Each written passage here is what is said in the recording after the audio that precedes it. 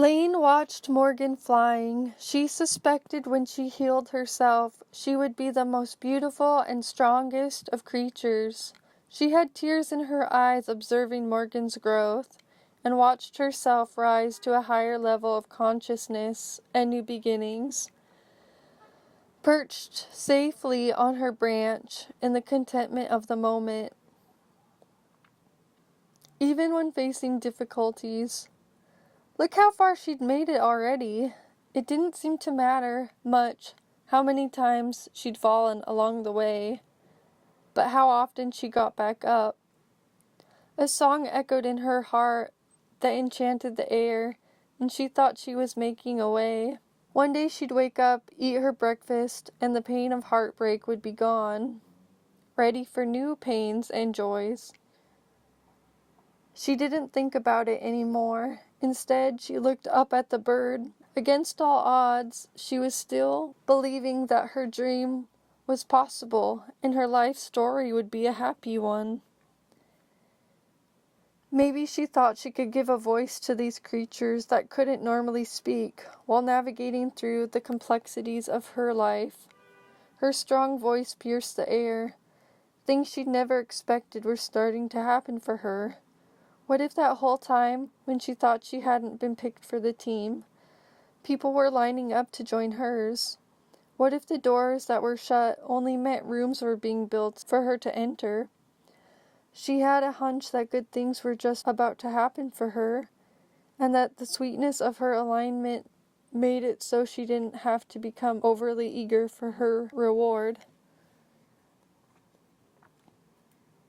Laine could hear her soul song crying out for the chance to manifest a new reality, something very different indeed. On the bank, she was human again, humble but sure of herself. She was a giraffe, walking through rough terrain. Giraffes stand tall and confident in their uniqueness. She applied for artist housing and was rejected. Maybe if she started taking herself seriously as an artist, others would too.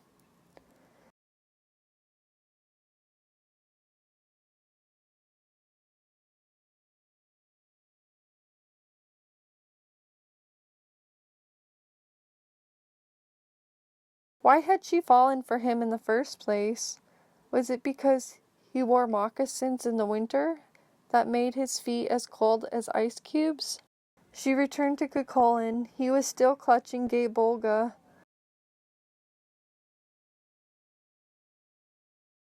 She started an actual fire to warm them both, something she'd learned in Girl Scouts.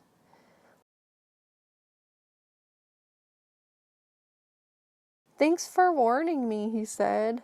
"About what?" Laine asked. "About her eyesight," he replied. "Oh, yeah," Laine said. Her eyes still throbbed, black and blue from where he had stabbed her. She felt the swelling reducing as she ripped a piece of cloth from her dress and soaked it in fresh creek water. Unlucky lovers gathered scraps of love and clung to them like mementos.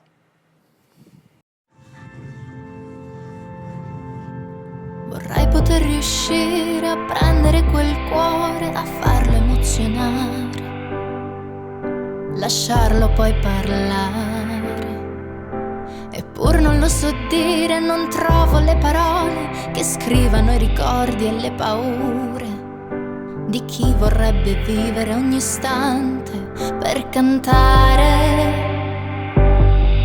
E forse parlo troppo. How did you hear me? She asked. From underwater. She remembered she'd been an eel and then a bird, as if it happened in a past life.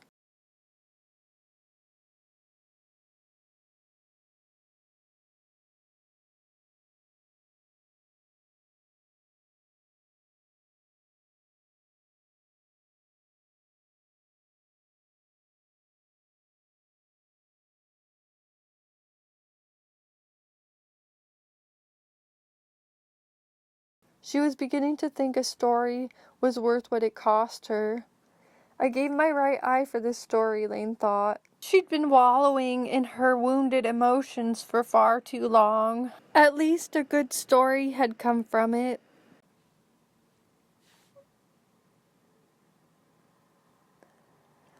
That's a little dramatic, don't you think? You're doing fine now, Morgan chanted back.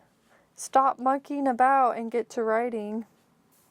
Seemed like all she'd been chasing all this time was a wounded ego and an injured eye, but a good story had come out of it, at least. Laine only stared at her and then over her shoulder for a long time.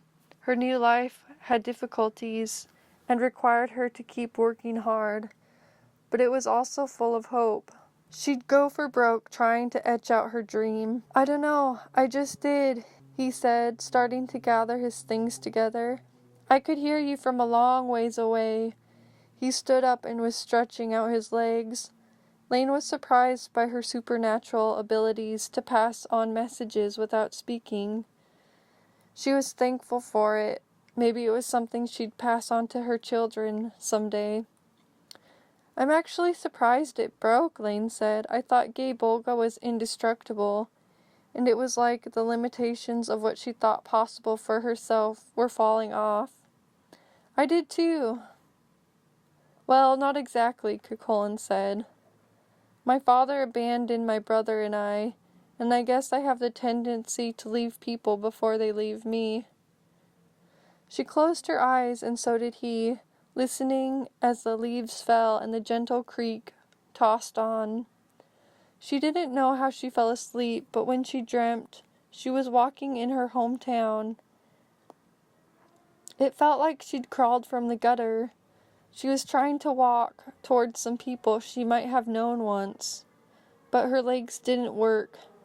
She could barely crawl. In the other part of her dream, she was living a completely different life in luxury and being scrutinized so harshly she could barely look out her windows. Where are you going? She asked. When she opened her eyes again, seeing him leaving, she wiped her eye and yawned. Her jaw clicked, and she felt well rested. She got up and followed. As Cuchulain bounded over the coppice,